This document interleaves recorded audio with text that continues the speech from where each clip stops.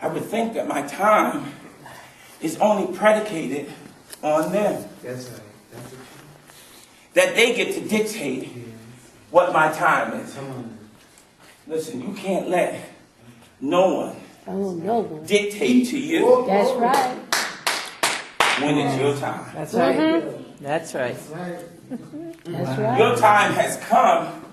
You know what? The word come means now.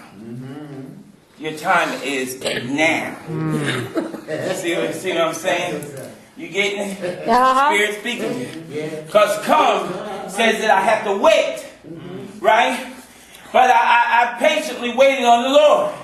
And look, and what he has done, because I patiently waited my time, right? He gives me the strength to endure now to the end, right? Because he says, those who patiently wait on God, what happens? Your strength gets renewed, right? Your vision is renewed, right? See, though, listen, that here we are, and we see that right in here, that Solomon's strength is being depleted, and that his life is falling, and that it's going away, right? They said, wait a second, I need to renew your spirit.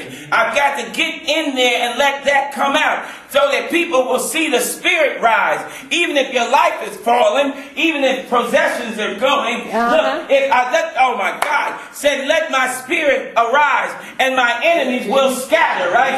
You got to let the spirit inside of you come up and come out, right? Because that's your time. Come means now. Now is the time for all good men, right? This is your time.